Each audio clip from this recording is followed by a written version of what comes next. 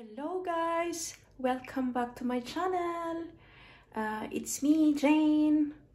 As usual, nandito naman ako sa kusina, my favorite place.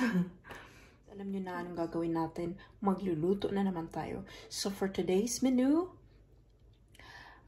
gagawa ako ng ginataang shrimps at crabs. So nandito yan na po yung mga ingredients natin, guys. Your garlic, luya, onions, tapos sibuyas dahon, tapos yung shrimp natin, kunti lang, tapos frozen na kalabasa, sitaw, and then yung crabs natin. Yan na. Lagyan natin ng coconut milk. So ready na tayo. Ready na din yung ating kaserola. And let's do this! So guys, gisa na natin itong mga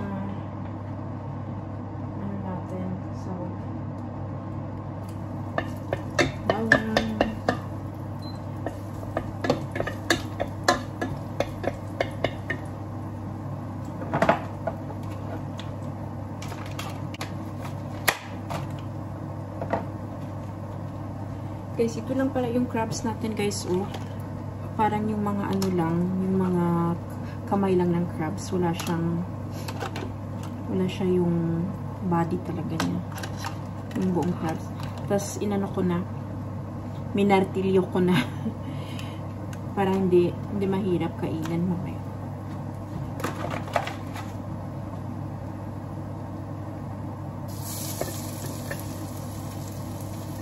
So, lutong na po. Isa lang natin.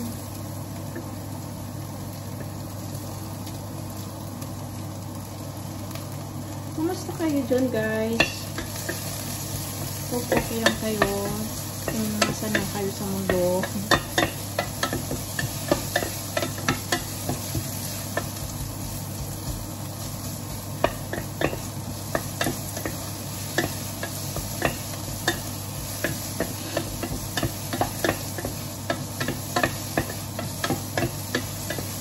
Yung buhay ko, guys, kapag weekend, mostly nasa bahay lang, especially ngayong COVID, so walang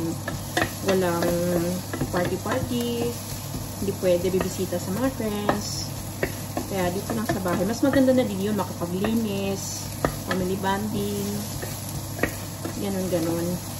So yung mga tao nagiging introvert, pero okay lang yun, makakasurvive tayo, at least buhay, diba? Mamaya na yung mga party-party at mga gatherings afterwards.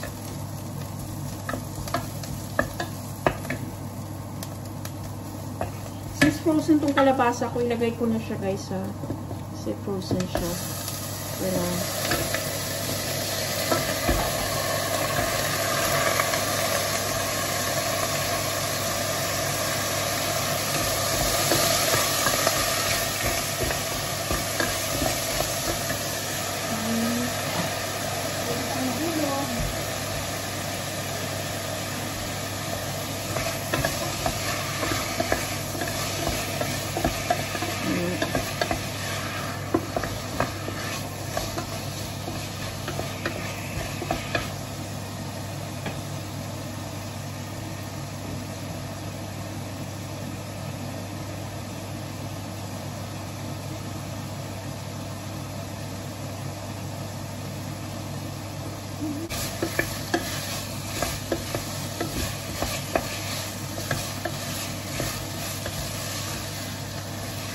alam niyo ba, guys, na sobrang mahal ng gulay dito sa Manila.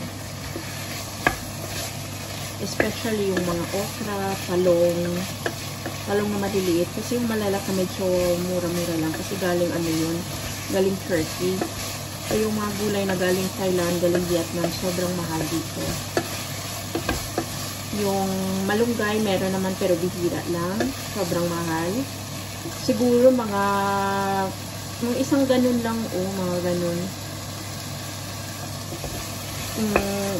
Kung bibili ka ng ganun, i-convert mo sa peso, mga 200 pesos, isang gamitan lang. Kaya maswerte kayo dyan sa Pilipinas kasi nandyan yung mga gulay na nakasanayan natin. Available lahat dyan. Especially pag may sarili kayong garden, di ba, nakakatipid kayo.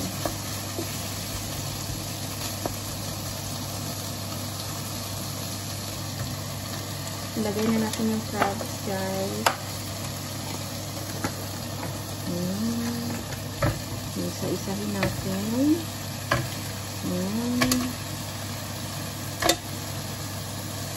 Biak na siya, guys, ha. Hindi tayo mahirapan mamaya.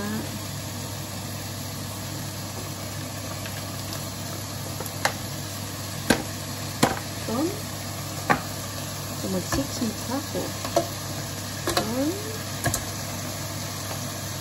Yan.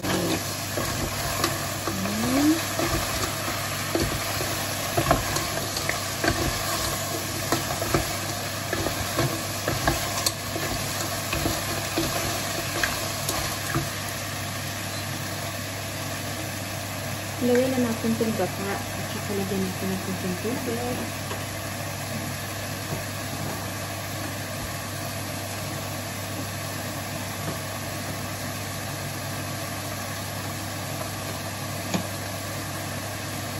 Tapos ihuli na natin yung ang dami. Masarap to. Ang daming gata. Kasi kung i-save pa to, guys, baka hindi na magagamit. Masasayang lang din. Okay. Nilahat ko na.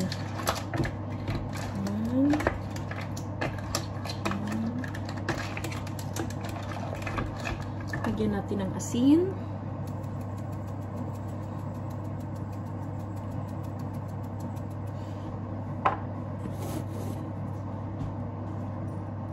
Pepper.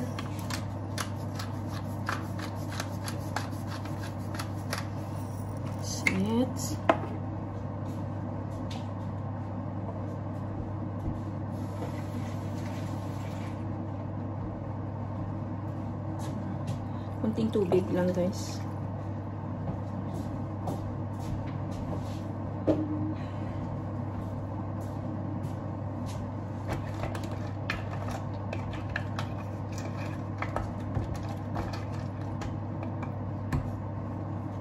Takpan lang muna natin.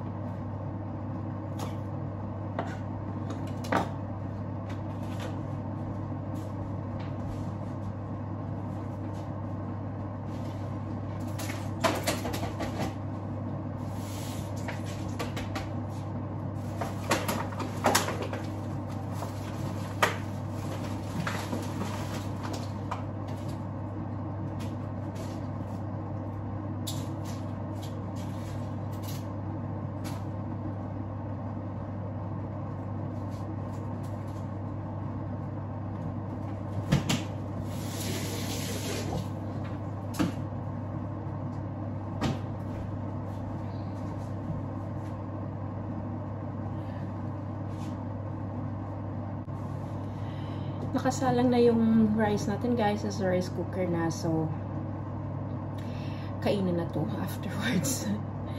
Kainan na.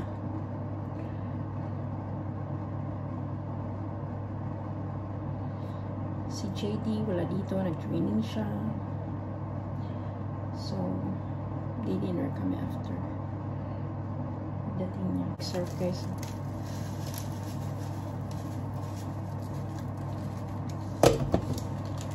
Parang masarap.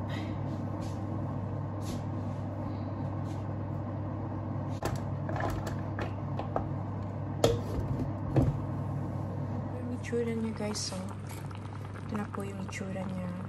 Yan. Kumukulo. Ay, kumukulo. Lagyan na natin itong frozen na sitaw.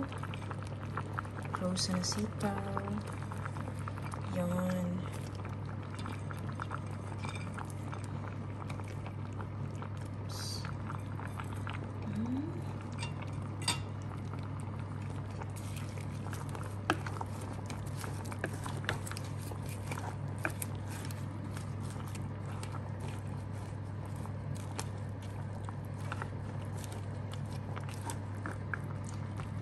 Tikman natin. Ang sarap na, pero kulang pa medyo sa asin. Kaya lalagyan ko na ng asin. Tinikman ko na, kaya tama na yung timpla. Tapos lalagyan ko rin pala ng ng Chinese cabbage. Kasi gusto ko maraming gulay. Lalagyan ko pa siya. Maya-maya. Ito yung cabbage, guys.